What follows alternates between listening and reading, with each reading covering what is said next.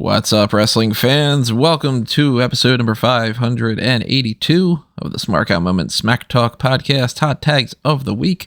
We're going to break down everything that happened in the world of pro wrestling that we feel like talking about over the past few days. I'm your host, as always, Tony Mango. Joining in, as always, Robert DeFelice. Hey. And Callum Wiggins. Hello. So, we are on the road to the Royal Rumble. Tomorrow night is happening. Get ready for your Royal Rumble post show and all the coverage of all the statistics in the world. Can't wait to start crunching all those numbers. That'll be fun, right? We have some updates for that. We've got some TV talk to go run down. We've got some just completely random things, usual menagerie of content here on the Hot Tag. So as we go along here and we tell you what we think about all these topics, we want to know what you have to say. So drop your thoughts in the comments below or send a tweet at Smarkout Moment or post something on Facebook or whatever it might be. Just get your opinions out there. And if you are on YouTube, then start clicking on all those good buttons that you can. The like button, the thanks button, the join button, the subscribe button, that little notification bell that gives you the email alert of when we go live for the post show. If you are curious about what the join button tiers are, you can check them out over by clicking on it. You can just go ahead and do it. But you can also go to Patreon if you are not the biggest fan of the YouTube side of things, or you listen to us on like Spotify or something. Patreon.com/SmarkoutMoment. A couple different ways for you to help support us there. Also some merchandise on Redbubble and TeePublic. And anything, of course, that you do to help us keep the lights on is greatly, greatly appreciated, especially because this is quarter 1 and most of the whole advertisement thing sort of sucks this time of the year, so keep that in mind. Also, just listening to this and going through the whole rigmarole of liking things and leaving comments and stuff helps out quite a bit too, so the fact that you're here is already helping. Thumbs up. You're a good person. Anyway, let's get into some of these topics here. Let's talk about some of the changes to the Royal Rumble that have happened so far. Not too many, since we've done the pay-per-view. Well, we've got confirmation that Dominic is in the Royal Rumble now. And he is the only 100% confirmed addition since we had last done our predictions, where I think the one before that was Emma. But we do have some other things that are kind of in the rumor mill and some things that, we can kind of go like, all right, now this might be more of a thing. This might not be. There's a little bit more speculation on the potential that Matt Riddle might not make it to the Royal Rumble. There is more that Natalya might, because previously it was like, well, she's got a broken nose. We don't really know. I did some digging on the expected time for somebody like Aaliyah to come back, and she's apparently like 100% cleared. They just didn't have anything for her to do. So I think that she stands a good chance. There have been people like X-Pac saying, look, I'm not going to be in it. Don't be anticipating anything like that. A few other people like Jeff Cobb had said, hey, I'd like to do it if I had the opportunity. But I don't think that there's anything necessarily too standoutish when it comes to that. Maybe there's even some other ones that I didn't catch up on, but is there any other things you guys had seen? Well, Dewdrop basically said. The Dewdrop one is definitely one, yeah. And we should talk about Dewdrop too, but Dewdrop basically said, hey, I'm in the area and I'm going to be backstage and who knows?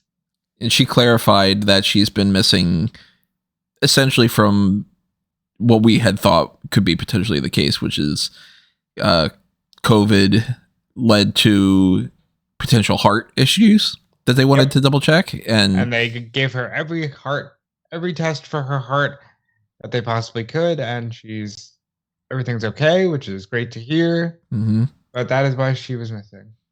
So kind of a Keith Lee scenario, and good news for that. That's great. So now I'm expecting her to be a part of it for sure, and some of the other people, I don't know. I mean, I'm still going through my list a little bit. Had you guys filled out your final forms of your Royal Rumble predictions contest yet? No, but I'll do it before the show. You guys already know my final four if you listen to the predictions podcast, because I told you. And Callum, I know you filled it out before, but did you do any editing? No. and I can't be asked to. What if I ask you? No, you can keep it exactly the way that you want. I'll just leave it the way that it is, because realistically, it's just a crapshoot anyway. Yeah, I mean, for the most part, it is. I started to work on a list last night, and I got to maybe 5 or 6 people or so that I was like, all right, I'm going to put that person there. I'm going to put that person there.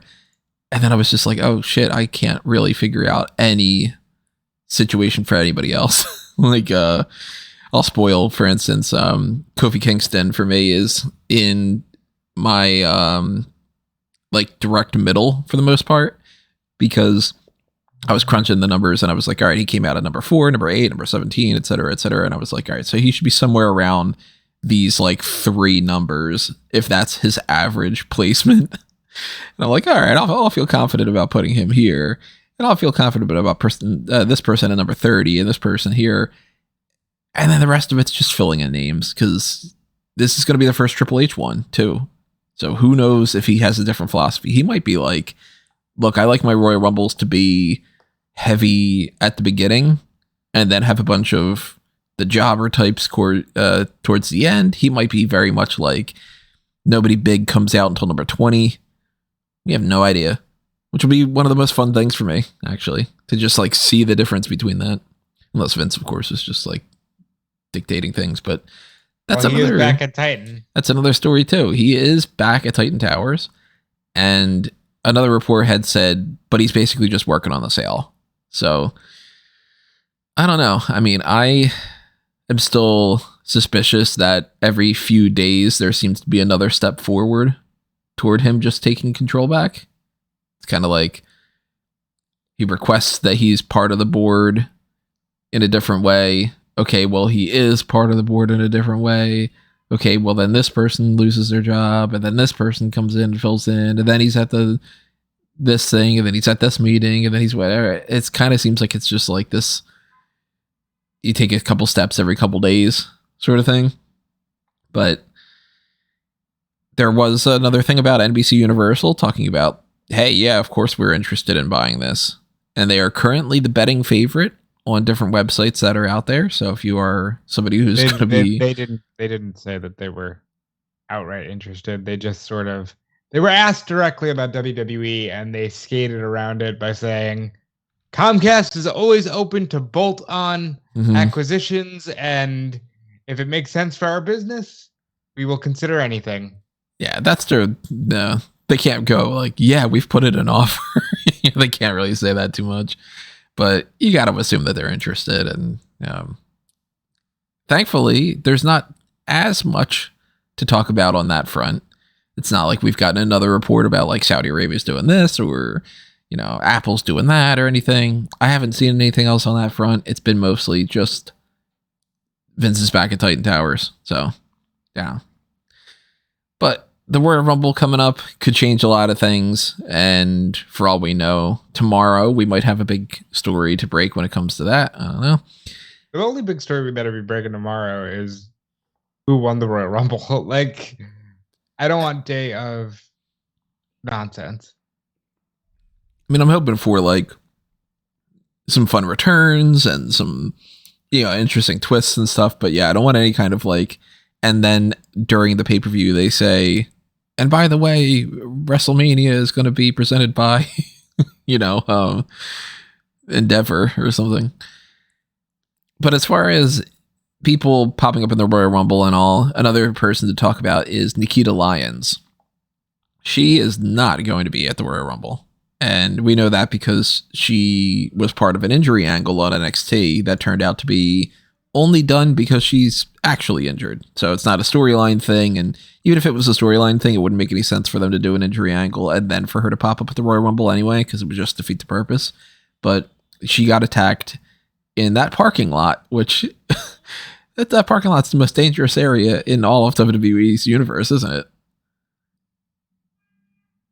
Yeah, I wouldn't want to be in the NXT parking lot at all. Yeah, you get attacked every couple of weeks there. But she got attacked by who knows, because they just wrote it off as she didn't see them. Because, I mean, realistically, they don't know when she's going to be back, so they don't know who they're going to pair her up with, whatever. But she has a torn ACL and a meniscus injury. So she's going to be out for quite a while, which that sucks. That's her, second or third injury? Oh, I didn't know she'd been injured before this. Oh, yeah, she definitely was. I forget exactly what. She had about a month off before with a sprained MCL, I think. Oh. Dude, that's awful. Second kind of leg injury that she suffered then. It's not a good sign, but, these things happen. Yeah. Like she's a pretty, sizable frame. Mm. And she does a lot of kick type stuff. Yeah, so it's probably far more likely that she would be susceptible to this kind of injury. So hopefully it's just a case of managing it better moving forward. Like knowing that she has a level of limitations, maybe not use the splits as your finishing move. That might help. Yeah. Or like a different workout routine or something to like strengthen those muscles in particular. I don't know anything about that fucking stuff. Yeah. So. Yeah, we're not in a place to really talk about that, but it does kind of raise a few question marks about her longevity. But again, hopefully she's able to recover from this in the near future and doesn't sustain any more injuries like this for a period of time, because it's really stunted her momentum ever since debuting, really. Because like this was the former injury was the primary reason why she didn't win the breakout tournament when everyone thought that she was going to win the breakout tournament. And now she's been ruled out and kind of ruled out of any potential blow-off feud with Zoe Stark that could have elevated her up further up the card moving forward. But so she'll need to come back and build herself back up again. It kind of raised suspicions about whether I think that it's no longer a nailed-on certainty that she ever becomes NXT Women's Champion, I think, now. Yeah, I mean, I'm still working under the assumption that Zoe Stark is one of the main threats to Roxanne Perez, and Nikkita Lyons could always be the person that beats Zoe Stark or something, but Tiffany Stratton's in there too, and I mean, nothing stops Nikkita Lyons from being the one that beats Tiffany Stratton either, but maybe they're going to have a little bit more pause now, at least. So that's an injury report. Wardlow has been out, and it's come out now that the reason why is not because he's so upset about his hair being cut. It's because he's been out with an injury. And is there any time frame on when he's expected to be returned? There's not even a clarification on the injury. Yeah, I didn't see anything about that, but you were the one that had filled me in that there was Meltzer said he's hurt and it's not bad. Like he'll be back soon, and it's it's an injury. They didn't say what it is. They didn't say why. Maybe he lost his power because he got his hair cut. I don't. Who really knows? Little Samson. Yep. Yeah, I mean that sucks, but at the same time, it gives him an opportunity to recharge his batteries a little bit, and I haven't felt like I've been, I don't know, missing a major thing with like a giant void that Wardlow would have felt. I like Wardlow. I think he's got a lot of great things that he's going to do in the future and all. And there's been a lot of AEW, the programming that I felt has been just like, all right, I could skip past this, and this isn't really thrilling me and all. But I don't think that it's been just like, and Wardlow coming back would fix everything, So maybe it'd be good for him. Yeah, I think he needs it. I think he needs to reset because the past couple of months haven't been, setting the world on fire with Wardlow. Yeah, I thought it was. It's not the worst time for him to be out with an injury. Of course, it's never a great time to do it, but yeah, it's been fine with Darby and Samoa Joe being the forefront of the TNT title picture. In the meantime, I was actually quite surprised hearing this because my assumption, we'll obviously talk about when we review Dynamite, but with the announcement that there's going to be another match between Darby Allin and Samoa Joe in a no DQ match next week, I just assumed that was when Wardlow was going to return, beat up Samoa Joe, cost him the match against Darby, and that's your Revolution build. That could be the case too. I mean, he's been gone for a few weeks. Yeah, he could be back next week. Who knows? Mm-hmm. That might even be the reason why anything was even kind of popping up under Meltzer's chatter, you know? Could have been somebody being like, hey, Wardlow's coming back. He's been injured, by the way. I don't know. But, of course, we'll talk about Dynamite. We'll talk about the Jay Briscoe tribute and all. Let's go talk about some other random topics that we got here. One of them being WWE realized that it might not be the best idea for them to call Sheamus and Drew McIntyre the Banger Bros. So they're not going to be going by that nickname anymore. And that's a shame because, you know, the amount of jokes that could have been made about that.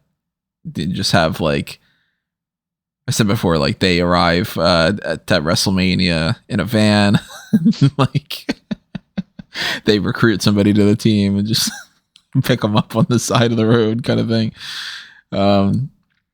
What other names do you think that they could go by if they want to still give them like a team name? I have no idea. I thought Banger Bros was ridiculous. I honest to God thought they were in on the joke. According to Meltzer, they found out about Bang Bros and they were like, I guess we can't do that. But I thought they were in on the joke. I'm hoping that they still are and that it's false alarm of the report because it's at least funny. Because honestly, if they're going to continue as a team, I don't know what to call them because I'm not really wild about these two being a team so close to Mania when I think that there's ways they can be involved as singles. Should they just make the collective of the Brawling Brutes and Drew McIntyre, call them the Hub? Oh God! Oh, Banger after that might work. Your new tag team champions, the Reality Kings. Okay. Quite a long sword he has, that McIntyre. I'm gonna Google like top sites and see what those names are in a minute. Kill him. What do you think that they should be calling this team? Well, Sheamus uses the bro kick and Drew McIntyre uses the Claymore kick. So they should be Team Kick. Where's Dakota Kai fit in there? Should be one that they pick up on the side of the road. It's boring, but like the Celtic connection works for that kind of phrasing or something like the Celtic Colossals or something like that. They should be a tag team at this. I'm disappointed that this list that I found, there aren't any like really good names. They're all like pretty standard. Boo. Like, I mean, they should be a tag team moving up to WrestleMania because realistically, there's not enough time to build a meaningful singles feud for either of them heading into WrestleMania unless you decide to, hey, let's throw them together again and have another Sheamus versus Drew McIntyre match. Well, one of them's fighting Gunther, I think. If not both of them, they might just throw all three of them in the ring and go, have fun. Triple threat. Yeah. Could be. Oh, yeah, it's potential. Oh, then there's some plenty of jokes we can make when it comes to a triple threat with the Banger Bros. I think depending on what happens in the Rumble match, they could be the people actually in line for the tag title match instead. Well, they might just win the tournament tonight. I'm assuming they're winning the tournament tonight. Well, the current setup for the tournament has them against Hit Row. They're gonna fucking run right through them and then face what them. Legato probably. It's Imperium and Legato, right? Double check. It'd be Imperium, yeah. So Imperium would be the ones who would win that match most likely. So I mean, McIntyre and Sheamus against Imperium down the line. We did just see the Judgment Day go up against the Usos, so they're not opposed to doing heel versus heel. So maybe Imperium gets a shot. Babyface. The Usos are pretty much babyface at the moment because they're siding with Sami Zayn over Roman, or at least not over Roman, but they're backing Sami Zayn, and Sami Zayn is beloved, so they're kind of babyfaces at the moment. We could be in line for another one of those years where it's like, all right, it's the Usos against Imperium, against McIntyre and Sheamus, against for the tag titles. You know how they just throw four teams together. Year. Honestly, Randy was in the tag title match last year, so anything's possible. At the very least, I'm counting out Hit Row. I highly doubt that they're fighting for the tag titles at Mania. Wow, that's a bold statement, Tony. I'm known for my bold predictions, right? Ken Velasquez is gonna win. Yeah, so I mean, maybe they end up coming up with another tag team name, but I think that they're more than likely just gonna stick to like, all right, it's Drew McIntyre and Sheamus. I don't think they're gonna actually name them anything. Yeah, and maybe what was it, the submission sorority got changed to just like, all right, it's PCB. Paige, Charlotte, and Becky. Shut the fuck up. Go.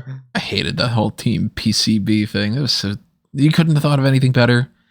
And clearly there was somebody on the writing team that liked that, because I remember the New Day talking about the different team names that were suggested for them. And it was like Team BKX was like one of them or something, where it's just like, you're putting the names together. That's nothing. Is that the best you can come up with? You're a writer, and you could just be like, I don't know, how about the team of Guy and Guy?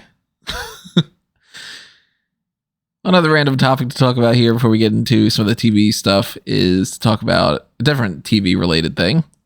Young Rock, apparently the Godfather, is a little bit mad about his portrayal on the show. And I don't know if this would be the first thing that people would think of would be the reason why. So if you haven't read the story yet, why do you think Godfather is mad? He's not smoking enough weed on the show. What about you, Callum? What's your guess? He's been cast white.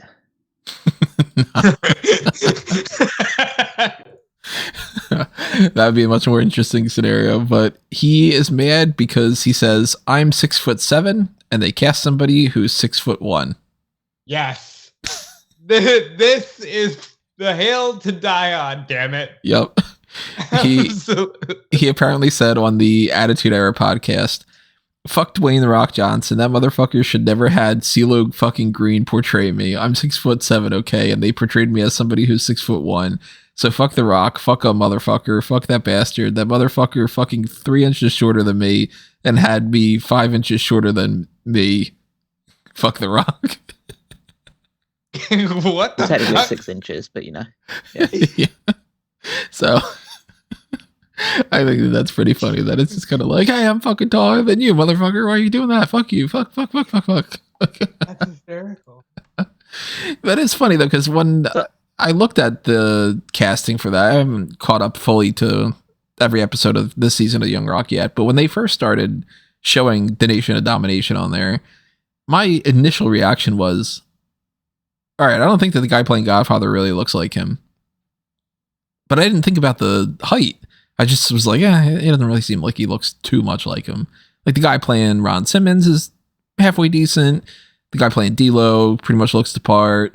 And there are a lot of really good casting on the show. Even like Becky Lynch's Cyndi Lauper was pretty good. And then some other people here and there are like, I don't really like the guy that's playing Triple H. He doesn't really seem like he's Triple H. But then the guy playing Austin's like perfect. So The guy playing Austin's an actual wrestler. I mean, like he's got the look down, he's got the voice down. Like they did a really good job with that casting. And they do a good job with a lot of the other older guys too. Like, I mean, the guy playing Rocky Johnson, like he seems like he was like born for that part. It looks so much like Rocky Johnson that The Rock said, you know, I never got to go on walks with my dad. Let's go on a walk. But then you get some other people here and there that like, I don't think that their Undertaker is particularly great. And I guess there's a guy on there that I haven't seen quite yet because I haven't gotten to that episode, but that they're basically talking about Shawn Michaels without having Shawn Michaels be a part of the show. And his name's like Chad something or whatever. So that's like a different story where they're just changing the character entirely. But I find it funny that Godfather's just kind of like so upset about the height situation. It's like, you're retired. It doesn't matter. You're not losing anything out of this, you know? Nobody's going to be like, you know, the way that I remember Godfather was 6 inches shorter than The Rock and nothing else. I think it's interesting that, you know, you mentioned the guy playing Triple H, the guy playing Taker.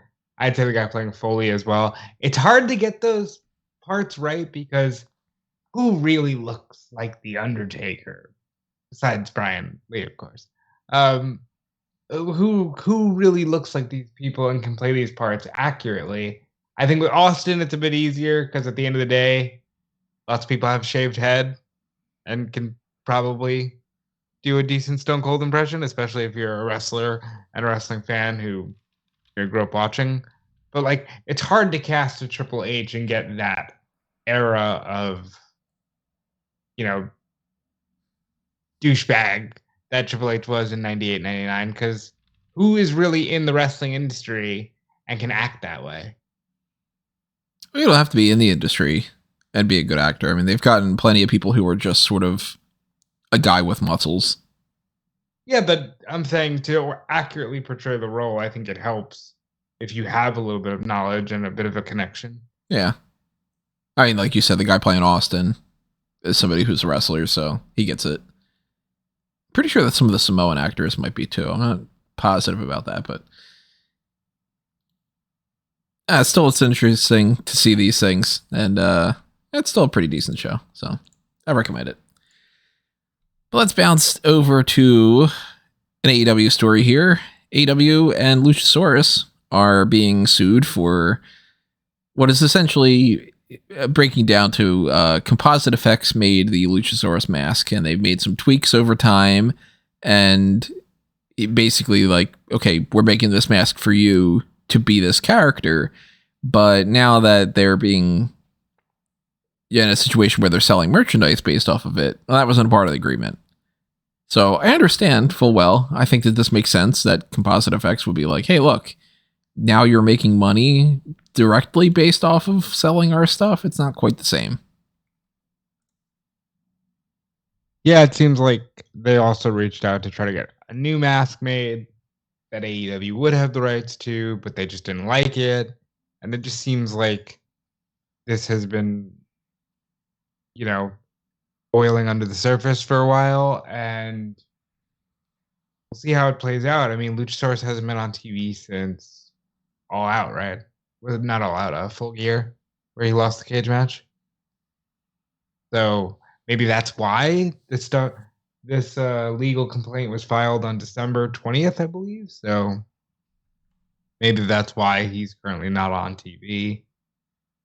I think it's unfortunate, but I completely side with Composite based on everything I've read so far, because they have, a valid complaint. Yeah, this is a different scenario than, in my mind at least, than the Randy Orton tattoos. Because I kind of look at that and go like, all right, well, come on. But if you look at like I think it's the Viper silicone mask is what it's called. Viper, yep. The reptile silicone mask. It's the same thing. It's just that they added horns. And that's not that much of a difference in my mind. Where do you stand on this issue, Callum? You think it's one of those like, yeah, clearly they're in the right, or you think there's more nuance to it, or? I don't really have any thoughts because I just don't care. I know that's kind of my gimmick on these things, to just say like, oh yeah, I don't care. But like, it's just a legal battle where you guys have pretty much explained that, yeah, it seems that AEW are probably in the wrong on this issue, and they need to probably correct it and have their own separate mask made for Luchasaurus, and hopefully they will have one so he can get back on TV. But or just reach a licensing agreement. I mean, it seems like that's all they're looking for. Mm-hmm. To be honest, when I just heard that we were going to talk about this story, I just thought, slow news week. Yeah, I mean, I'd rather have a slow news week than some of the crazy ones we've had, though. Oh no, that's how I felt when writing the story at 11:30 last night. Like, okay, this is a slam dunk kind of case. I kind of hope that we can sometimes get like a happy medium. Yeah, where it's like, good news, but fun. Good news, but insanely busy week. Yeah. Well, good news, at least one big story, and then just a few small ones. Whereas this week it just feels like there's big stories. The Rumble, I guess that's it, really. Yeah. And hopefully we've got good news to talk about tomorrow night. But yeah, I mean, if I look at these comparisons, and then the one thing said that he had when he reached out to a different designer, that basically he said, do that. Which is like, you can't do that. You can't just be like, copy their thing and then that'll be okay. Yeah, it seems bizarre in the sense that again, based on everything I'm reading, there's two sides to every story. But from what I've read, really seems like they're in the wrong, doesn't it? Mm-hmm. I don't know if that's a situation though where they. Let's put it this way. I don't know if they know that they're wrong, or if they thought that still qualified it for enough changes. You know, kind of like how I know that I mentioned it recently that like it's stupid that I can't monetize that Air Force One review that's on Fanboys Anonymous for just having one picture as like a third of the screen. I know that that's bullshit, that they say that that's like copyright infringement because people use video clips for like way longer stuff and they use audio clips and whatever. And then that's constituted fair use. But for this, they might have thought that they changed enough with the color of it and with the horns that it could be like, well, this is a brand new idea, just in the same way that a lot of other things are. Because there's a lot of weird things when it comes to these copyright things. I've looked into that a lot over time, and it's like, there's a thing recently I even came across, which was trying to argue that one of the reasons why Lucasfilm and now Disney doesn't release the original trilogy of Star Wars anymore is because it's a different copyright that's been filed as opposed to the special editions. That changing a few scenes makes it a different copyright of a movie, which I never thought of it that way, but I'm like, you know, I can kind of see where that can come into it. It's like, this is a different print. This is a different whatever, blah, blah, blah. So maybe they thought that was okay. And maybe it's just kind of finally reached a point where they're like, hey, fuck you. What, you're making money off of this and we want to make money. But it wouldn't shock me at all if that means that in the next few weeks or months or whatever it might be, maybe we get Luchasaurus with a brand new mask, or maybe he ditches the mask, funny enough. I think I pitched that around the time of Full Gear that, yeah, why not lose the mask? If you got to pick between the two, different mask or losing the mask, what would you rather have with that, Callum? New mask. I think Luchasaurus needs to be a character that remains masked, at least for the time moving forward, because frankly, Preston Vance lost his mask and it's not done anything good for him. Yeah, I can see that argument. What's his new name now? Preston Vance. No, it's Preston Vance. He's a Pero Peligroso, which it's funny because make the white guy say things that he can't properly pronounce. I guess I don't know. Like to be fair, like for people like me that do actually watch like Dark and Dark Elevation, the story that they're telling of essentially every week they're fighting a different bunch of masked jobbers and they're just beating them and removing their masks. It's pretty funny. I like that. Bold prediction. Dark Elevation do have decent items on the shows. It's just, you know, sometimes you have to pick and choose what you watch. I don't think I'm ever going to really necessarily pick and choose to watch Dark and Dark Elevation. I actually forgot to put up the Dark Elevation spoilers ahead of time. Now that I'm just thinking about that, I'm going to have to do that after we get done recording this. Speaking of the idea of the luchador concept, Rey Mysterio has a show on Netflix. It's a comedy drama called Against the Ropes. It's not like the Rey Mysterio show, but Rey Mysterio is popping up on it. It's apparently a show about a woman who becomes like a luchador. And I have not seen this yet. I'm considering maybe doing some little bit of a fan announce table or something, but it's completely just been lost in the shuffle for me because this is a busy week and all, so, but I'm curious if it's anything decent because I don't think it looks good. Well, it's a completely Spanish show, so the native language is Spanish for it, so would make sense that Mysterio would be part of it.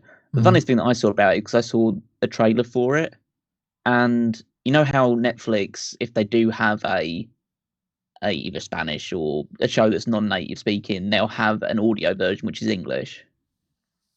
So you can basically make the audio English as well as put subtitles on. And so the funniest thing I saw is that seemingly via the trailer, the guy who was doing Rey Mysterio's part in the English dub is not Rey Mysterio. some other guy. Shut the fuck up. Yeah, so he got ADR'd by somebody else. Yeah. I'm almost certain that was the case because I just saw the trailer for like they couldn't get Mysterio to do his own Hold on. voice for it. Well, now I'm gonna look at this look while at you guys the continue cast talking. against the ropes cast. Let's see if we can find this out. Maybe I was mishearing it, but it definitely sounded a lot deeper than Mysterio's voice. Let's see, against the ropes. His part in the trailer is quite like late towards the back end of it. We never did watch the other WWE one where Keith Lee was a part of it and stuff like that. I haven't watched any WWE related thing like that for a while. Yeah. Okay. IMDb doesn't have like any information up for it. I just saw it on like Twitter or something at some point. There are so many projects called Against the Ropes or On the Ropes. I know. 2018, 2021, 2004. Yeah, I mean, I can't imagine that this is going to be some fantastic show or something. It seems like it's a little bit on that soap opera-y side of things, even more so than pro wrestling already is. But it didn't grip me. I'll check it out if I get a chance. Maybe it's something fun. I don't know.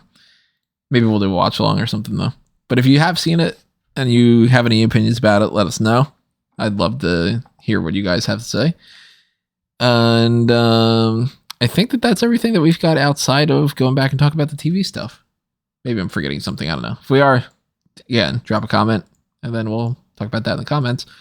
But let's go back to that Raw 30th anniversary episode and talk about the things that we didn't talk about heading into Royal Rumble, because we did touch upon some of that already, like the Brock Lesnar returning and attacking Bobby Lashley. We already talked about the Usos retaining over the Judgment Day, and we talked a little bit about some of the setup for different things here and there. We didn't say what we thought the Undertaker might have said to Bray Wyatt. I assumed that it's something like, hey, it's your yard now, or something. Just a generic kind of, you're the Lord of Darkness type motivational thing. What about you? Enjoy it while it lasts. Don't get a tattoo on your neck. Yeah. I heard Vince is back. It's been real, buddy. It seems as though it was something like you said, like, oh, it's your yard now. I don't think he said that exactly because he gave that little spiel to Roman, but I like what I saw Righteous Reg from Grab City post, which basically said, don't worry, 10 years into my career, I was having mid matches as well. Go work with someone that's like a Kurt Angle. It'll help you out greatly. Because we've talked about, me and Callum, how, listen, Undertaker's best years were really in that 2007, 2008 range in terms of match quality, and I just think that that's funny. I mean, White had that guy. He was called Daniel Bryan. And it worked out for him. That's the only time I ever enjoyed his match. Two of the five best matches of his entire career were the Royal Rumble 2014 against Daniel Bryan and the Royal Rumble, was it 2019? 2020 against Daniel Bryan. So now he's gone. He's going to have to find someone else to be that guy. And to be fair, WWE doesn't have any shortage of good wrestlers that can go bell to bell and carry a guy like Wyatt, who's more character driven. I don't think LA Knight is one of those people. He's more character based. Yeah. I want to say Seth can do it, but I saw what happened the last time he fought Seth.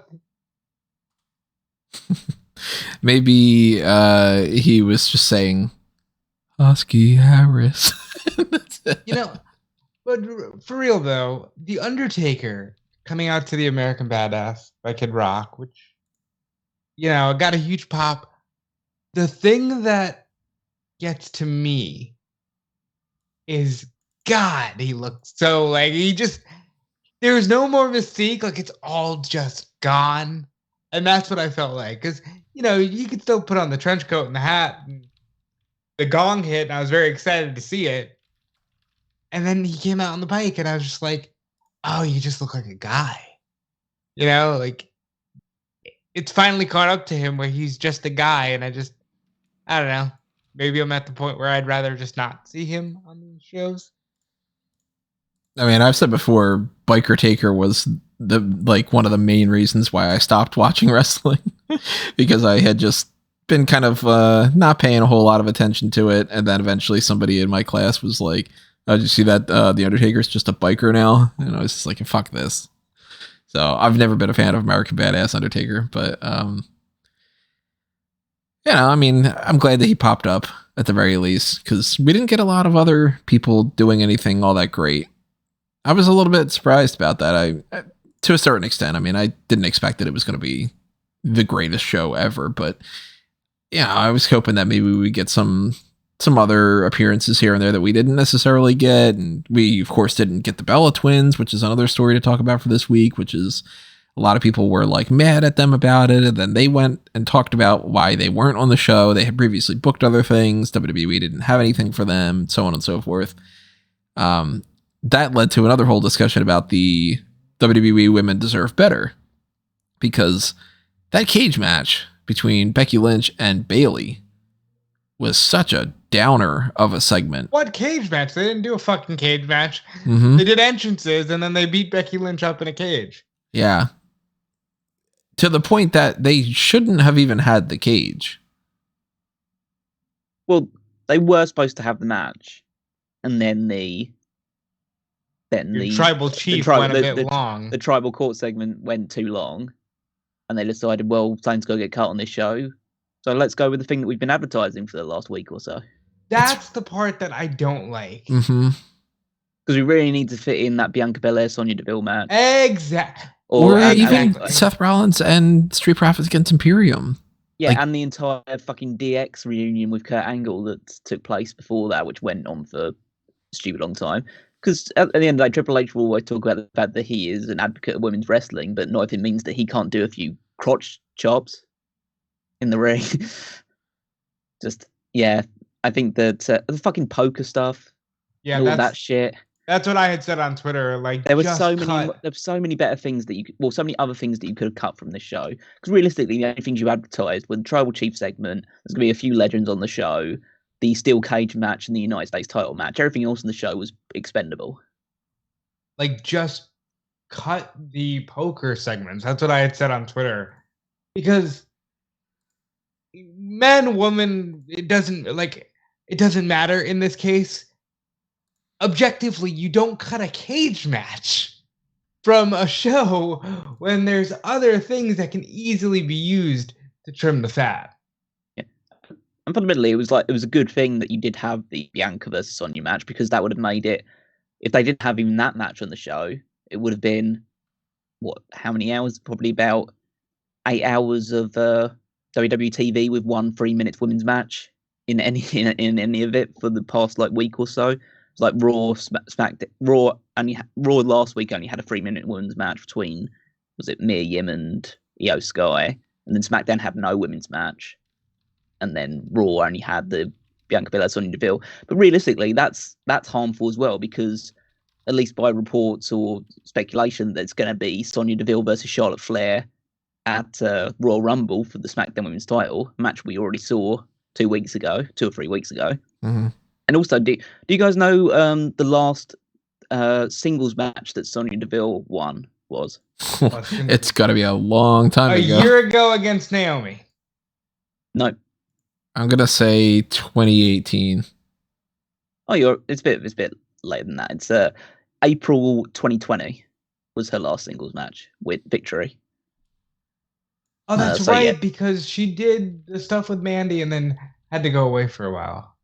Okay. Yeah. So admittedly, she hasn't during that period she was either away from the company or in an authority position.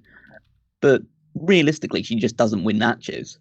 So I want to talk about this Becky Bayley thing, and I want to talk about the women's division in general, because this is something that's actually been bothering me for several months now, and I don't agree with any of the takes that I'm seeing on the internet, because I think that there are some people would just like anything as opposed to making sure what you get has substance. And then I think there are people who just do the whole, wow, cry about it, whatever. You don't need to have the women on the show. I absolutely think it's fucking egregious that you didn't have this match on this show. And I know that the Bella Twins made this whole thing about they didn't show any clips from the Evolution era, which, yes, the reason for that being there was a lot of Sasha on there. There's a lot of Paige on there. But, like, you can't just ignore what is a relatively recent time in your company's history just because you're suddenly like, yeah, but we did that and we're moving on. I didn't see any of that. I don't know why there's only fucking 7 women declared for this Royal Rumble match. That's crazy. By the way, it's Friday. No, because let's fucking talk about how stupid this is. It makes your roster look like fucking idiots. If there was a lottery right now at your job, Callum, that said, hey, you can win $1 million. All you have to do is declare for this lottery. And you just don't do it. It makes the roster look dumb. And then if you're not going to have them declare, just say, hey, Becky Lynch and Bayley and all of them are in the Rumble. Right now, I just watched an interview with Mia Yim as we were doing this where she says, gosh, I hope I'm in it. What are you doing? What are we doing? I don't know why we're at this point where WWE just again feels like, let's push them aside. They can go back to being a novelty. For a while there, we had a really nice balance where women were, just equal. Like Becky could headline a show, or it could be Seth, or it could be AJ.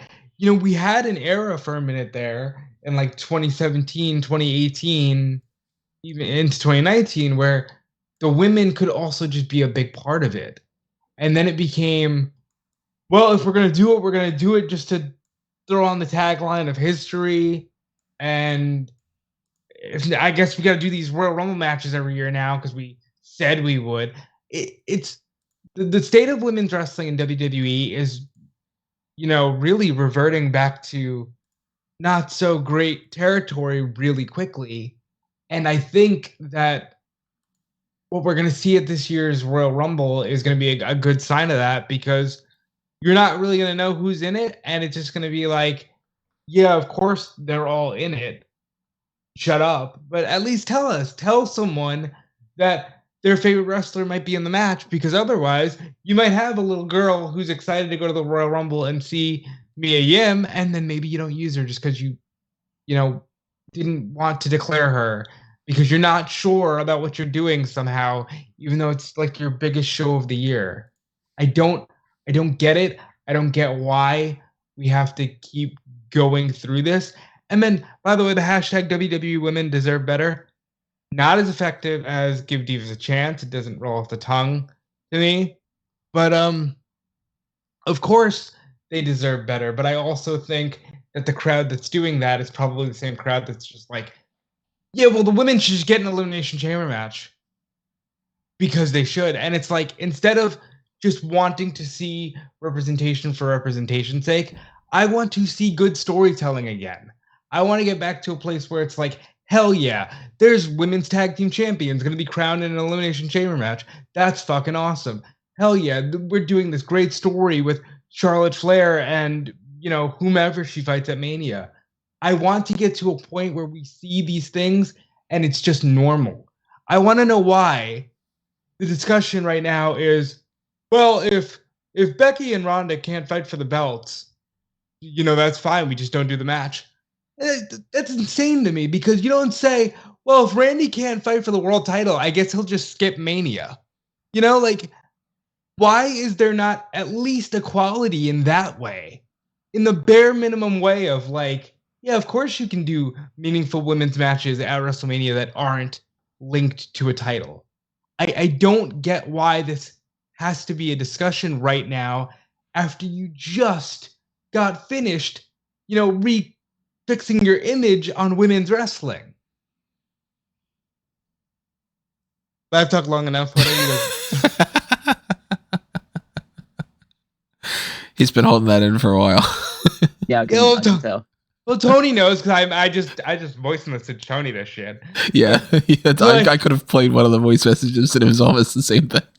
And by the way, like I said on the Rumble podcast, that was before they skipped the steel cage match on Monday night.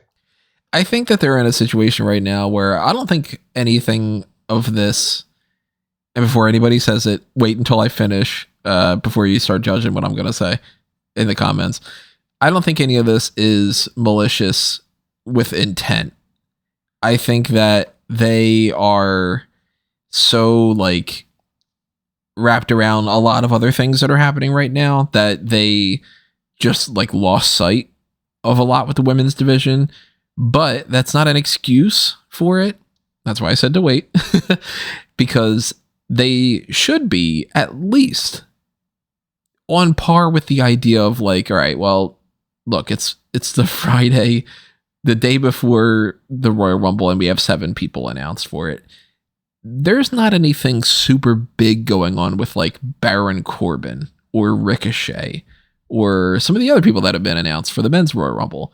Yet you've managed to find the time to do a contenders match or a qualifying match or to have somebody cut a promo about how like Omos is going to be in the Royal Rumble. If you dedicated the time to that and you've got 16 men currently announced for that, you could have found the time to at least do 5 to maybe 10 more of the women, because we're not in a scenario where you don't know if Becky's going to be able to pop up, or you aren't sure if Michin is available, or, you know, even like the Doudrop thing. Like maybe you don't want to announce Doudrop ahead of time because maybe you want her to be a little bit of a surprise because she's been gone for a while. Okay. But what about Dakota Kai and Io Sky and Bailey? Like they're there every week. So I don't think there's an excuse to ignore that, but it wouldn't shock me at all if it's that, not that they purposely did, it's just that they lost track of it, which goes to show you you're not paying enough attention as it is. And then that's the issue. Not when you have people legit saying, well, I brought my mother and my sister here. I hope I'm in the Royal Rumble. Like, that's embarrassing. Mm-hmm. Just at this point, I can't believe we're in a state where what they did last year was better, where they're just like, here's 19 here's women. all these women. They might not be with the company anymore. But here's all these women that are in this Royal Rumble match.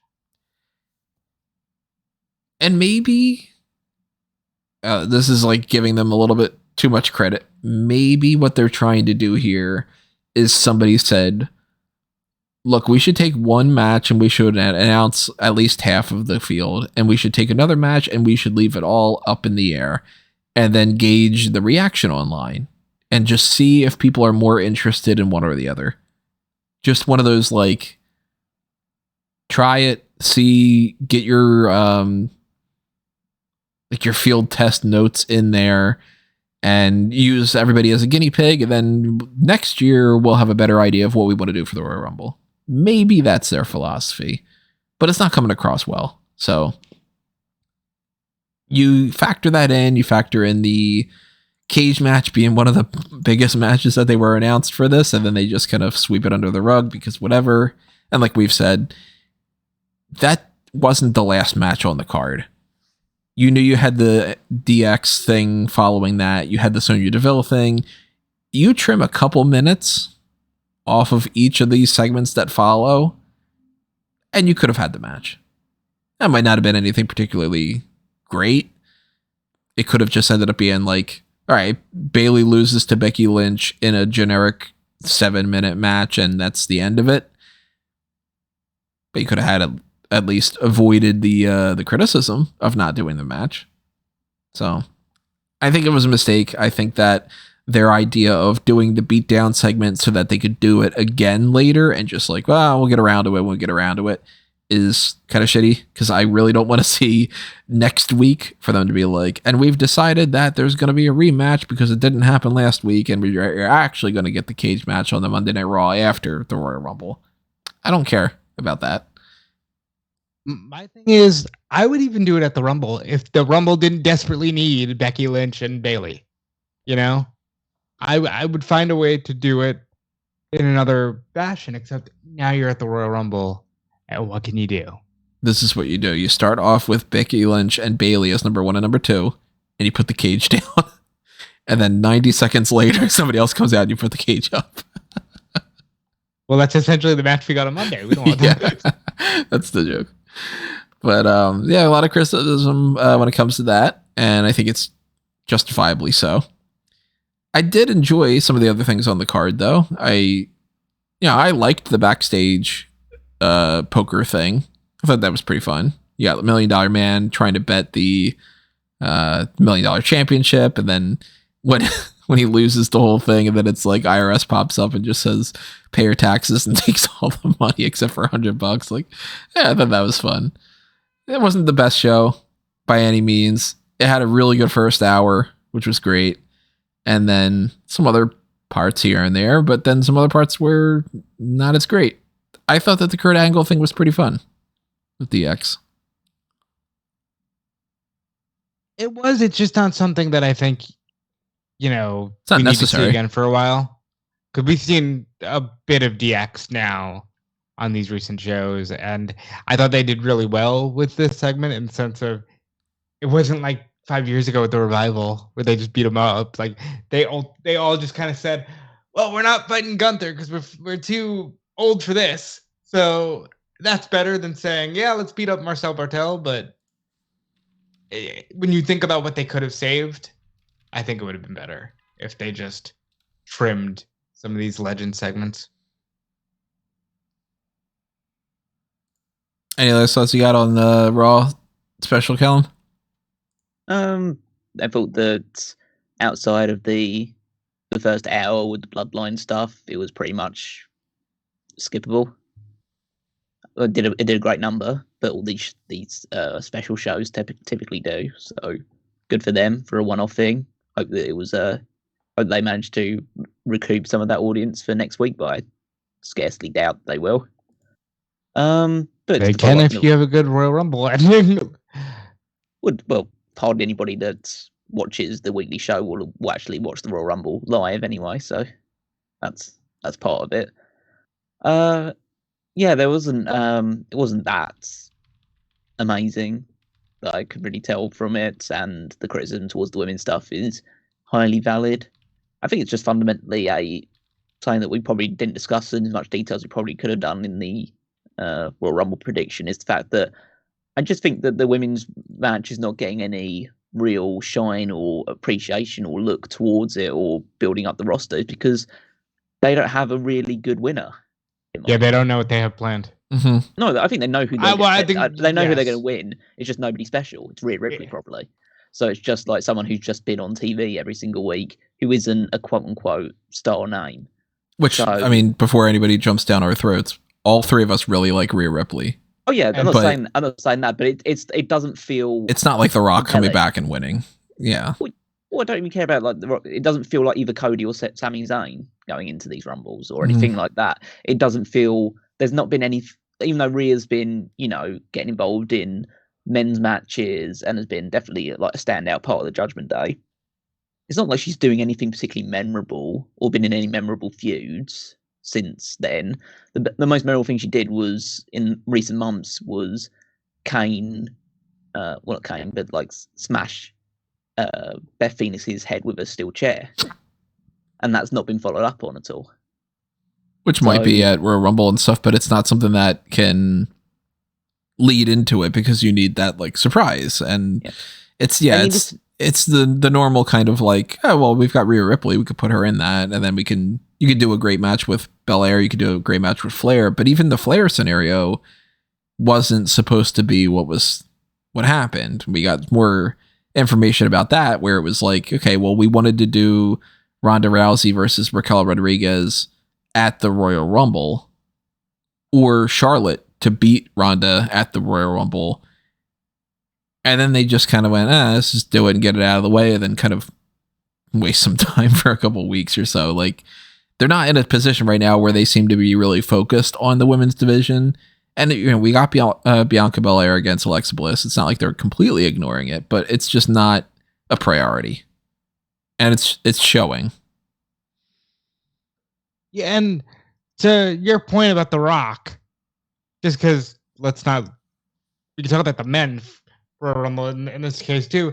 If you got to bring The Rock and Stone Cold Steve Austin back, we have a problem. We have a major problem. If you're still thinking this is what you need to do, like, let someone who has the capability of being a full-time face of the company, like Cena did back in the day, let someone win the Royal Rumble, win the title on both sides, men and women, and let's see what we can do with some full-time representatives of the company. Not just, I love Sammy.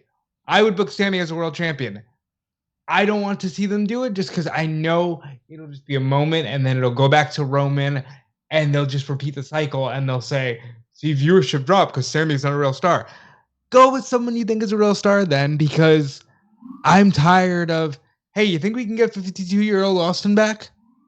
Like, I love Austin, would love to see him wrestle all the time, but not in your main event.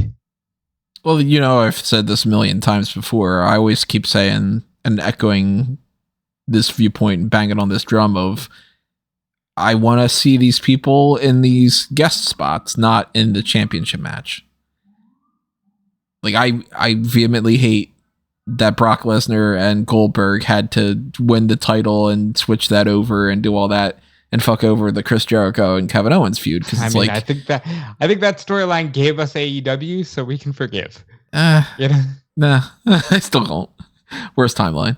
Like, you could have still had Owens and Jericho in the title match, and you still could have had your Goldberg and Lesnar thing. You didn't need to have it for the belt. And for a company that frequently says, well, they didn't need the belt, we could just do something else with them. And then for other people go, yeah, but we're going to give them the belt anyway.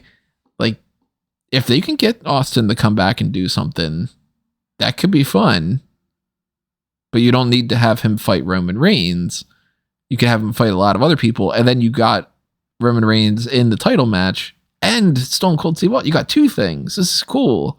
Instead of just putting all your eggs in one basket. And I mean, that's another whole thing. Maybe we'll get into that tomorrow if we end up getting a different result for the Royal Rumble. But, you know, I mean, I think that they are feeling a little bit bland on the women's division right now. And I think you're not wrong if you're a fan who is feeling frustrated with that, because it should be better. For sure.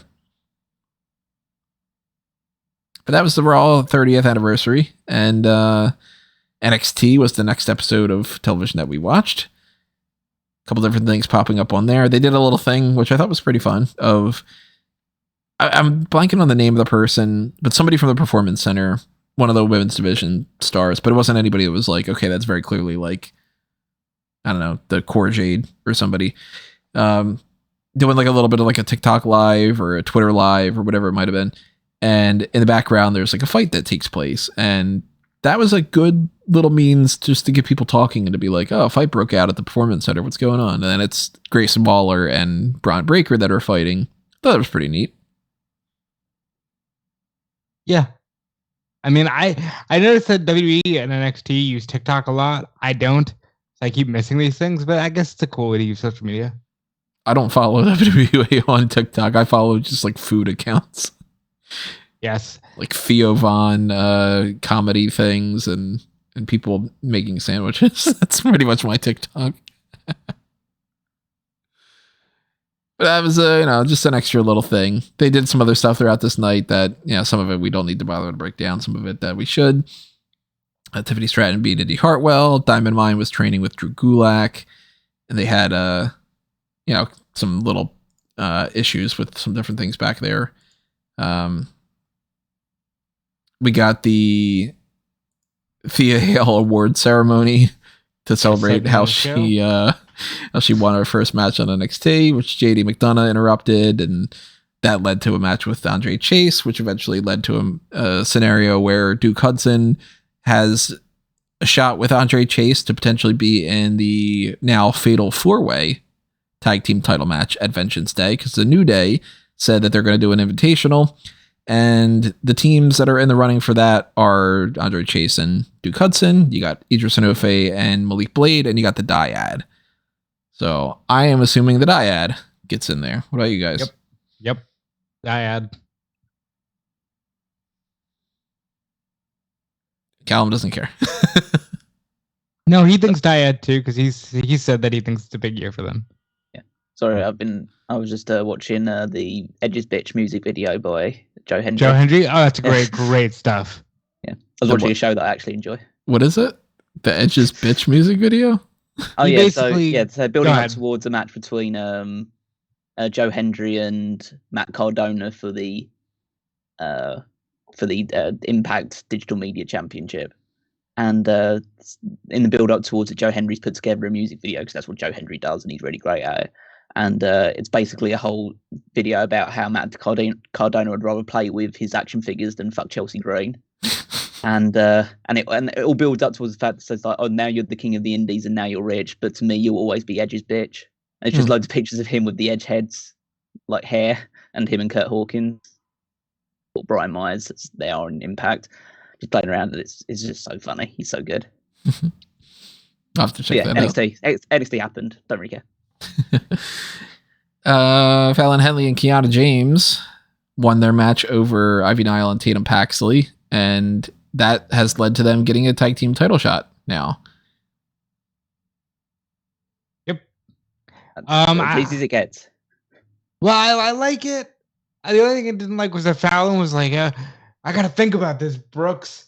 Can't believe you did this to me. And then like 20 minutes later, she comes out side by side with Kiana. Like, who can say no to a title match? Well, that's what Brooks was getting at. What the fuck took you so long? It's a title match. It's not like he just booked you for a brawl backstage that you don't get anything out of it. You want a belt. Do it. Yeah. You know? Hell yeah. So I don't think that they're winning those titles, but we'll get to that. I absolutely do, because what the fuck not? Well, I think it's going to be Alba Fire and Isla Dawn. They could beat Kiana James and Fallon Henley. I mean, maybe they do a little temp title scene. But we got some other stuff going on with the other teams and all. Creed Brothers beat Drew Gulak and Hank Walker. Why doesn't Hank Walker have gear? I don't know. They still are doing that whole just you wrestle in your clothes thing.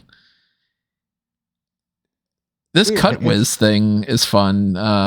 Apollo Crews and Carmelo Hayes are going to do a 2 out of 3 falls match. I thought that that's going to be a good match. We get to see Paul that. Ben goes to the barbershop.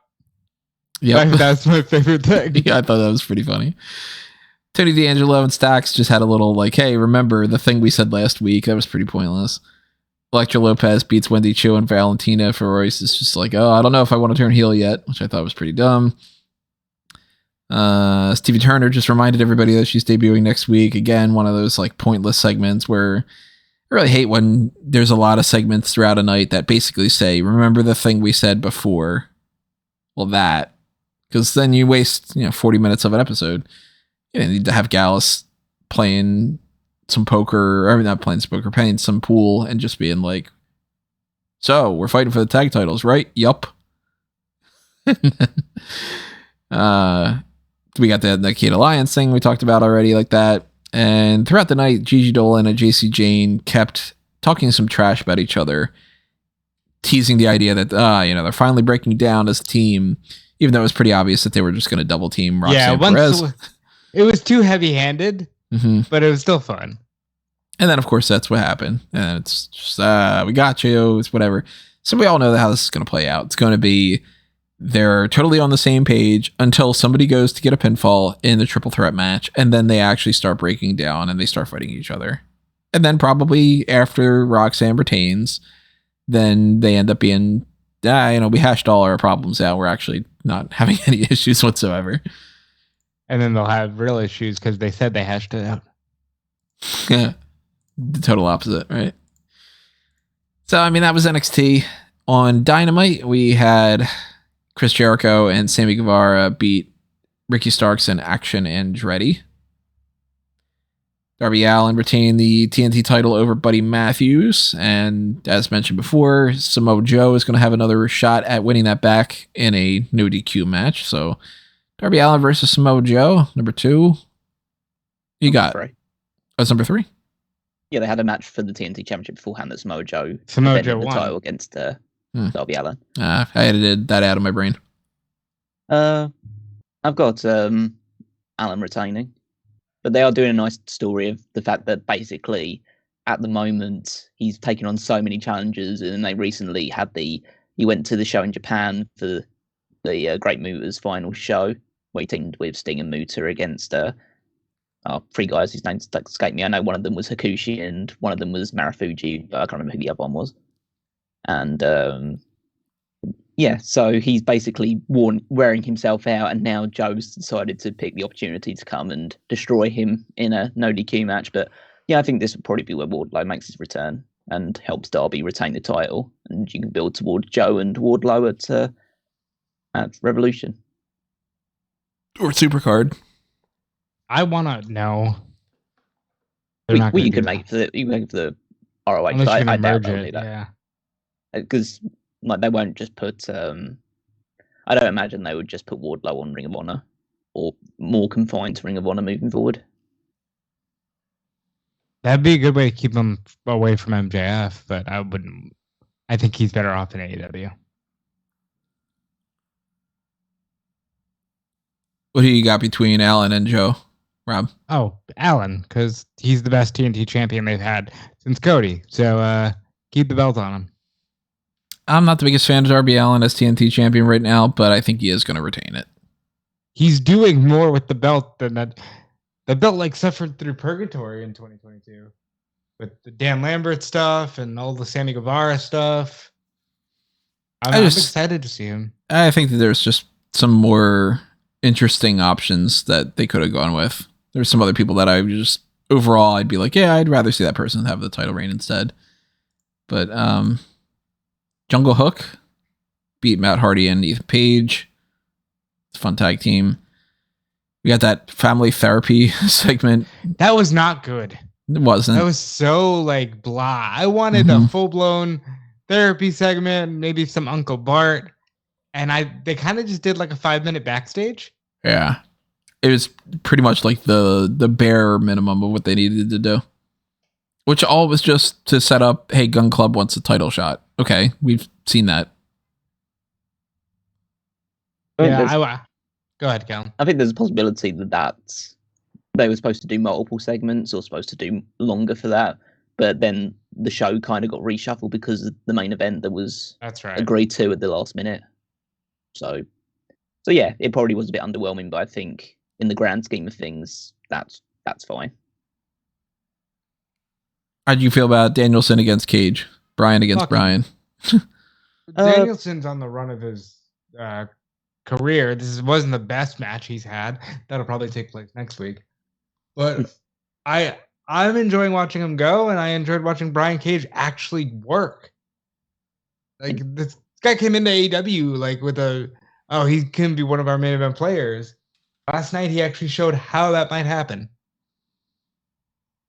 Yeah, it was one of those matches where you're never ever going to have a bad match with Bryan Danielson, and frankly, that's probably the 9 times out of 10 you're going to have the best match of the show with Bryan Danielson. But as per usual, Brian Cage underwhelmed in a big match position, and it wasn't a terrible, but it was a good match. It was a very good match, but it's the one that you're probably going to forget the most about out of these last few that Danielson's had. It certainly wasn't as good as the match against Takeshita or against Bandito or against who was the first one against? It wasn't the first one Takeshita and then Bandito and then I remember the match they had with Tony Nese where it was in Seattle, where he just it was a squash match, but it was a really fun squash match, whereas this was kind of it's just there. It's just more of the adding to the fuel to the fire of they should probably just release Cage when his contract is up. I always go back to Danielson did an interview when he had just won the IC title in 2015. He did a Talk Is Jericho, and he was like, yeah, I'm not really interested in, the main event scene, but I want to wrestle Heath Slater, and I want to show why Heath Slater is employed. And to me, that's the energy he brings to everything he's done since the pandemic. From working with Gulak in WWE to beyond, it just all seems to be let me work with you, let me elevate you. And I appreciate that. I do think Cage will end up being out of AEW once that contract's done. which is I think pretty soon, right? Yeah. Yeah. Really soon. I don't know. Maybe we're talking about adding him into our fantasy league for next year or something. I don't know. If they want him. I think they would. He won't be going on my team, I'll tell you that much. Ruby Soho and Tony Storm. Pass. It was fine. It was a bit short. Yeah, it was again another okay match. It wasn't one of the litany of great Tony Storm matches that she's had since joining AEW, but it continues the story because they had Britt Baker come out and cause a distraction, which allowed Ruby to win, but Ruby didn't seem to be too happy about that distraction. I think it's that victory is slow building Ruby to eventually align herself with Storm and Saraya. She'll be like, kind of happy that she got the win, but annoyed about the fact that Britt Baker's the one that cost her, and Britt Baker and Jamie Hayter are the baby faces in this feud. So eventually she'll snap and turn on them. It's unfortunate that apparently Willow Nightingale is injured at the moment as well. That's true. Huh. Yeah, but I think it's I don't think she it's a just major suffered an injury. Yeah, I don't think it's major, so I don't think he'll be out for too long. But yeah, that kind of dilutes it a little bit because the fact that Willow Nightingale was the one that was attacked last week. Baker was supposedly hurt too, right? Because it was supposed to be a three-way dance. Yeah, it was supposed to be a three-way match, and Britt Baker was apparently, again, her injury is apparently only slight and won't be out for too long. But they decided that they wouldn't take the risk of her wrestling on this show, just to give her a bit of time off before. Yeah, I respect back in the ring. It's not like she needed to be in that. No, yeah, it's a smart decision. Like if you can find a way around it, then do that instead. They also announced that there's going to be again for Rampage tonight. There's a championship eliminator that they like to do every now and again between Jamie Hayter and Emi Sakura. And I've been crying out for Emi Sakura to be on TV. And so I'm very much looking forward to that match. Yeah, I think AEW is in a better place with its women than they have been in previous years, but I'm hoping that this continues to build to more things than just the first Blood and Guts, because yes, that's a really cool thing and I want to see it, but I want to see the follow through before and after as well.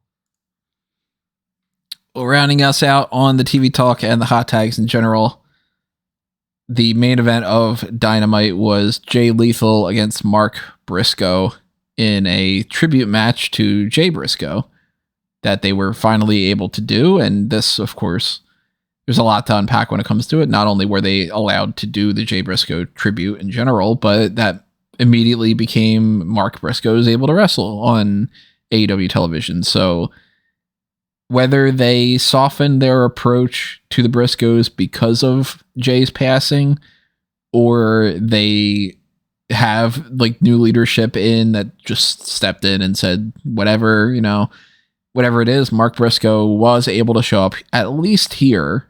And you can kind of assume if he popped up here that he probably is going to be allowed to pop up in general going forward. Maybe it was just an issue with Jay and Mark was guilty by proxy. Maybe Mark was technically able to show up at any time and just didn't out of solidarity. There's been a lot of speculation back and forth, but at least there was this match, which, good segment, good means to do a little bit of a tribute. They had the people pop up on the stage to show their support that way. Overall, I mean, you can't not give it a thumbs up, right? Oh, absolutely not. This was a great segment. I mean, the match itself was what it needed to be, which was Mark playing all of his hits. The crowd was super behind him. Like, it's quite amazing that like this crowd. It shows how like smart or like well versed in wrestling around the world that a lot of the AEW audience is. The fact that like this guy who really obviously had appeared in Ring of Honor shows for them, but had only been in 3 Ring of Honor shows that AEW had promoted and never ever appeared on Dynamite, and they just kind of knew all his spots, knew the redneck kung fu that he does. They got really heavily behind him, and rightly so. Jay Lethal coming out crying, like Mark. And again, I don't want to take this away, but Mark showed obviously a great deal of resilience, but he looked like he was more together and focused than Jay was. Jay was broken up from the start, but again, people express their emotions in different ways, and Mark channeled that into his performance and he's shown a lot of strength, and I think he needs to for the sake of the entire family. Like, it's such a devastating loss for like Jay, and obviously he's got a wife and 3 daughters that Mark will need to be strong for as well. So I think that, the fact that he had this performance and got to get this moment, and you had the locker room come out at the end of it and celebrate with everyone and like give them the tribute they deserved for that performance. I mean, the match itself was, every time that Lethal was on offense, it was just like dead quiet. And then when Mark started doing stuff, it was like the crowd was just like super behind it, and they did like the frog splash elbow drop through the table on the outside just to add a bit more to it. So they just went all out. And it's never, you never want to see these sort of tributes because it means that someone's passed away, but if it does happen, then you want it to be like this, and it was very well executed. And credit to AEW, Tony Khan, and Warner Bros. Discovery for eventually seeing the light and putting this together.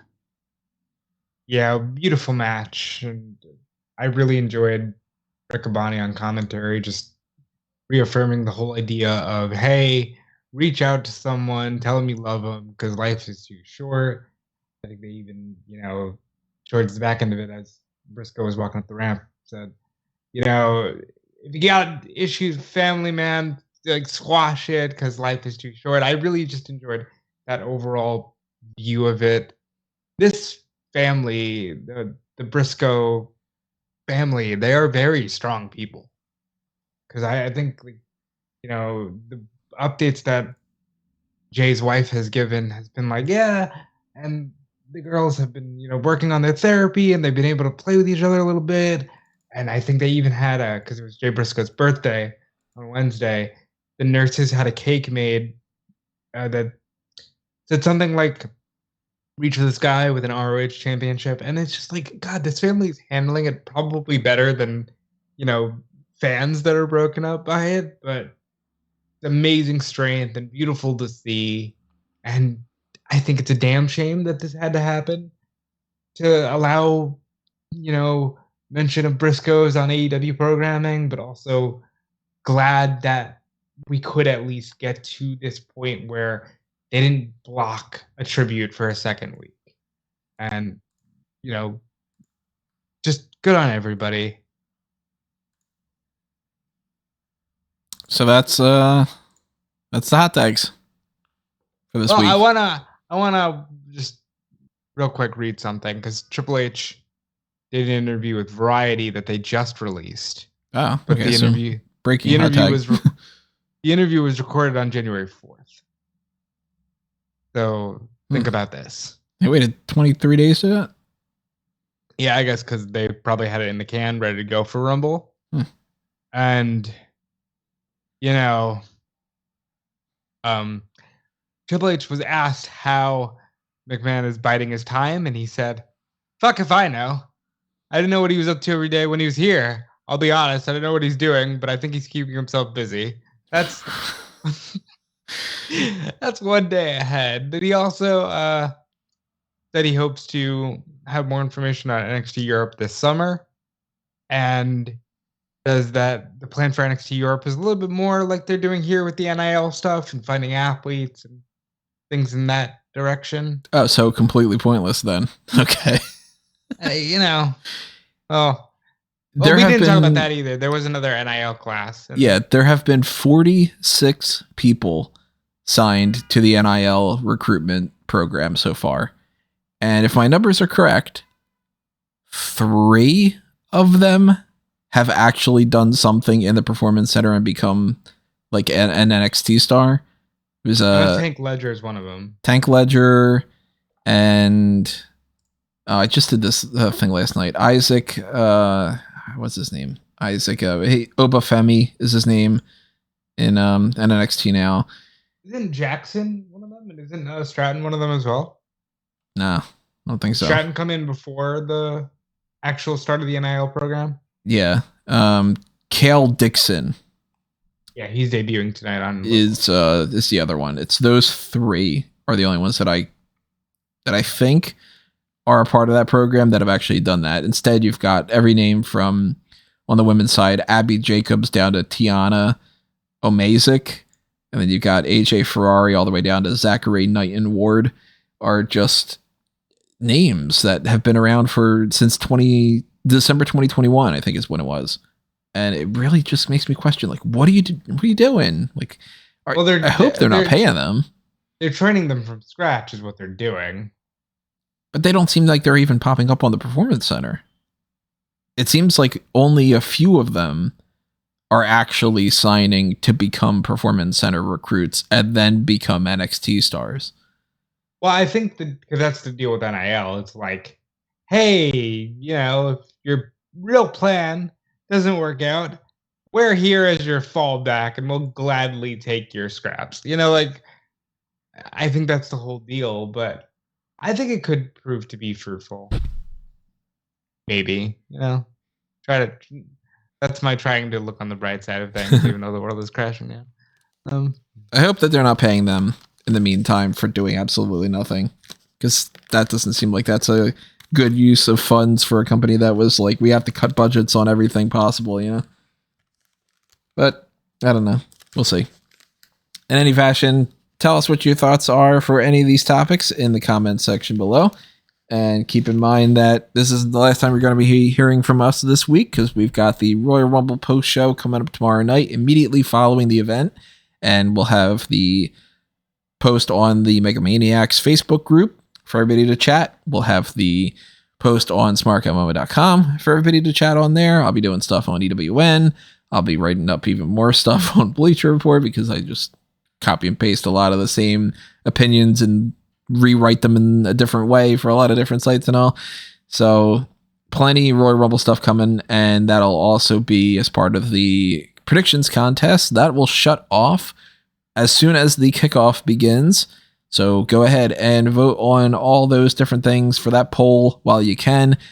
Tonight, we'll probably have some updates as far as SmackDown is concerned. I'm hoping that they announce some more people for the Royal Rumble itself, and they actually say, like, hey, I'm declaring myself for this, and I'm doing this, and I'm doing that. I think we're going to get Charlotte Flair versus Sonya Deville confirmed tonight, and any updates along those lines will be up on smarkmomo.com, and we'll address everything tomorrow night. Meantime, follow us on Facebook and Twitter at SmarkOutMoment. Make sure you are checking the website and seeing all those updates that are going on. Go to anthonymango.com and follow all those different accounts that I've got up on there, including fanboysanonymous.com, which, as I keep saying, I just keep throwing more and more ideas out there on my list of things to do that I want to do this year. And pretty soon I'll be knocking out some of them. I downloaded the Nintendo Online expansion pack thing, paid for that, which I was like, oof, it's a lot of money. Oh, you paid for something? Yeah. Well, I can't get it a different way. So I have GoldenEye now on my Nintendo Switch. And if you want to, I haven't played it yet because I haven't had an opportunity. But if you want to add me on there, go ahead and add me. I already put my Switch stuff out there before. If you have no idea what I'm talking about, then ask and I'll tell you again. I don't know what the fucking number is. There's a 3 in there somewhere. But I don't know. Maybe I'll do something based off of that for fanboys. I haven't, I don't have any kind of like a capture card or anything, but I'll try to figure something out. Maybe I'll even just write up an article about comparing it or something. In any fashion, I'm going to be fucking around with that quite a bit. And other things on fanboys. So, follow that whole setup. Go to that YouTube channel, follow that website, etc., etc. Follow me at Tony Mango. Tweet at me. Keep me company when I'm bored. And follow what these guys are up to as well. Yes, when I'm not keeping Tony company while he's bored, I am on Fightful.com and WrestleZone.com. Follow all my articles there, including a really good one that I just wrote up a couple hours ago about Sami Zayn basically saying he doesn't think people will revolt if he doesn't win the Royal Rumble, but he also knows that with the way the story has gone, he absolutely could believably beat Roman Reigns at WrestleMania. So check me out there. Check me out on all the socials at Dude Felice. And yeah, I'm going to pass you over to Kellen Wiggins. You can find me on Twitter at Wigmeister14. The power rankings will be up on Saturday prior to the Royal Rumble, so it won't take any of the Royal Rumble stuff into account, but that will definitely affect next week's power rankings. So make sure you're checking up now to see the status pre-Rumble, and then next week to see how things have shifted post-Rumble. Spoilers, the people that win the Royal Rumbles will probably be high up on the rankings. No. I mean, who knows? Maybe I'll just forget about it. But there's a whole week in between that time. But yeah, just follow that along in the power rankings. You can also check out the Fantasy League, and that'll be especially affected by what happens in the Royal Rumble, because there's some extra points to be picked up. I think 10 whole points to be picked up for the winners of the Rumble matches, so that could help steer things one way or the other. Who has Rhea Ripley? Admin. I have to look quickly. Because I don't think any of us has Cody Rhodes, because he didn't pop up until Mania, so we couldn't. Yeah, we do have Cody Rhodes. Yeah, Cody One of Rhodes us was here. He put out Mania, and we didn't draft it until a couple of weeks after Mania, so he was definitely part of the. I thought we. Of the roster. No, it ends at Mania, Tony. Yeah, ends at Mania. Oh yeah, that's being dumb. Yeah, that's fine. We're used to it. Yeah. So let me just check Fantasy League. I think I'm pretty sure that Tony has Cody. If I'm aware of that. Son of a bitch. It's not like it's been giving me a lot of points. No, not recently, no. So it hasn't helped out. So actually no. I have Cody. Okay. Son of a bitch. Yeah, I have Cody. So yeah, he hasn't been getting many points for me. I also have Rhea Ripley. So Son of a bitch. Boo. All right, so The Rock's gonna win. And just checking as well. Who has Sami Zayn? Tony has Sami Zayn. Ooh. God damn it. So they're probably the three front runners outside of like a Rock or something returning. So that'll be fun. I could be picking up some extra points, which is good because I really need to bolster my lead. But you can follow all of that at wwefantasyleague.com or by just going through the Smark website and finding Fantasy League in the extras column. And yeah, that's it from me. And that's it for all of us. So we want to thank you for joining us for this episode of the Hot Tags, and we want to thank you in advance for popping up on the post show tomorrow night, because you should be there. It's going to be one of the biggest events of the year. Who knows what's going to happen? So you definitely want to be. Event of the year. I better deliver. I texted you this last night. It better be really good. You know? Yeah. I mean, it's as stressful as it is to cover the Royal Rumble. It's always one of my more favorite things to watch. So I'm excited for that, and I'm excited to talk about it tomorrow night. And we will see you then. But until then, this has been another Smark Out moment, and we're being counted out.